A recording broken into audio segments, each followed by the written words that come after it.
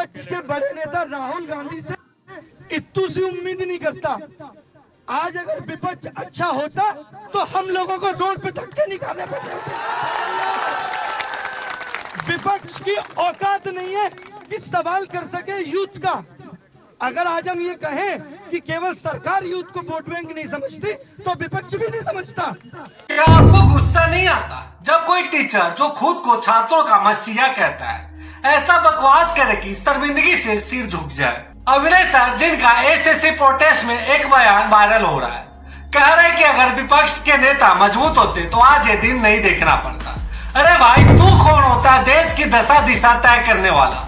राहुल गांधी ने विकास, युवाओं, शिक्षा और रोजगार की बात करके वोट मांगे, लेकिन ये लोग, हाँ इन्हीं अभिनय सर जैसे लोग बीजेपी के राम मंदिर, पुलवामा अटैक जैसे जुमलों पर झूमते रहे। क्या इनको उस दिन दिमाग नहीं था कि देश को क्या चाहिए? रोजगार, शिक्षा, विकास की आस लगाए युवा सड़कों पर है और ये मंदिर मस्जिद लेकर चुनाव लड़ने वाले नेताओं को सपोर्ट कर रहे हैं। सर माननी चाहिए ऐसे लोगों को जो देश के भविष्य को बर्बाद करने वाले फैसलों पर तालियां बजाते हैं। राहुल गांधी ने सच्चाई बोली, लेकिन ये लोग अंधभक्ति में डूबे रहे। अब रोना मत जब बेरोजगारी 45 साल के उच्चतम स्तर पर, जब शिक्षा का मखौल उड़ रहा है। ये गुस्सा फूटेगा क्योंकि देश की जनता अब जाग गई है। इन ढोंगियों को बेनकाब करने का वक्त आ गया है। अभिनय सर जो खुद को एसएससी छात्रों का मसीहा बताते हैं, उनका हालिया बयान सुनकर गुस्सा और हंसी दोनों आती है। एसएससी प्रोटेस्ट उन्होंने कहा कि अगर विपक्ष के नेता मजबूत होते तो आज ये हालात नहीं होते। अरे भाई, तूने कब राजनीति का पाठ पढ़ाना शुरू कर दिया? आपका काम छात्रों को गणित सिखाना था, न कि देश की राजनीति में ज्ञान बांटना। लेकिन नहीं, ये तो मंच पाने की भूख में कुछ भी बोल देंगे। राहुल गांधी ने विकास, शिक्षा और युवाओं के लिए वोट मांगे, लेकिन तुम जैसे लोग बीजेपी के झूठे जुमले, राम मंदिर, पुलवामा अटैक पर झूमते रहे। क्या उस दिन तुम्हारी अकल सो गई थी कि देश को क्या चाहिए? राहुल गांधी ने 2019 और 2024 के चुनाव में साफ कहा कि देश को रोजगार, शिक्षा और विकास चाहिए। उन्होंने युवाओं से वादा किया कि उनकी सरकार बेरोजगारी खत्म करेगी, लेकिन बीजेपी ने राम मंदिर और हिंदू मुस्लिम जैसे नाम पर वोट बटोरे। अभिनय सर जैसे लोग जो खुद को शिक्षक कहते हैं, इन्हीं जुमलों पर लट्टू हो गए।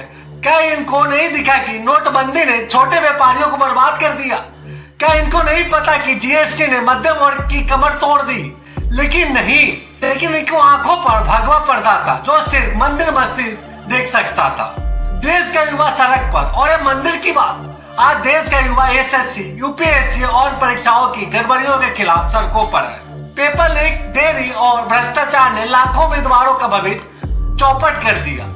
अभिनय सर खुद प्रोटेस्ट में शामिल है, लेकिन उनकी जुबान से निकला यह बयान कि विपक्ष कमजोर है, क्या दिखाता है? यह दिखाता है कि ये लोग असली मुद्दों से भाग रहे हैं। राहुल गांधी ने संसद में बेरोजगारी और शिक्षा पर सवाल उठाए, लेकिन बीजेपी ने राम मंदिर का ढोल पीट कर जवाब दिया।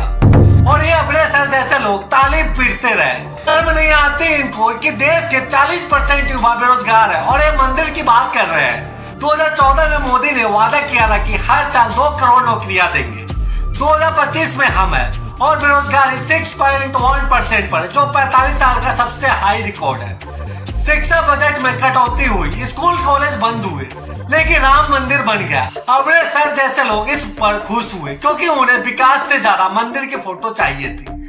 राहुल गांधी ने कहा कि यह सरकार युवाओं का भविष्य बर्बाद कर रही है। क्या इनको नहीं दिखता कि मेक इन इंडिया फेल हो गया, एमएसएमई खत्म हो गए और किसान आत्महत्या कर रहे हैं? लेकिन नहीं, इनके आंखों में बस भगवा सपने थे।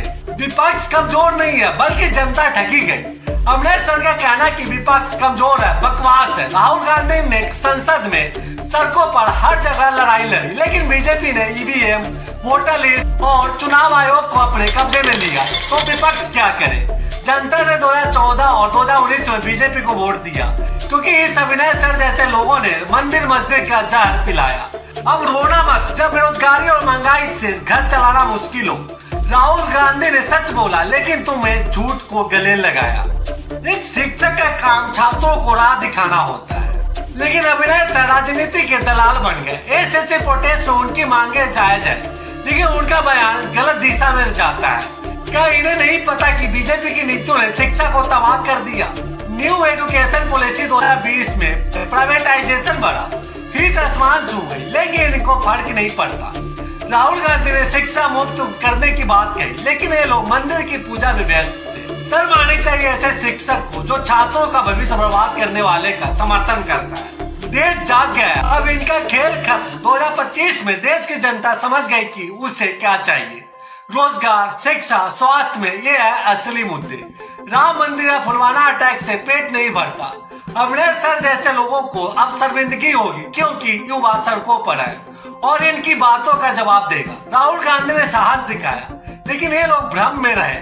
अब वक्त आ गया है कि इन ढोंगियों का पर्दाफाश हो और देश का भविष्य बचे। दोस्तों, अमृतसर का बयान न सिर्फ गलत है बल्कि देश के युवाओं का अपमान है। राहुल गांधी ने विकास की बात की, बीजेपी ने ध्रुवीकरण फैलाया और ये लोग तमाशा देखते रहे।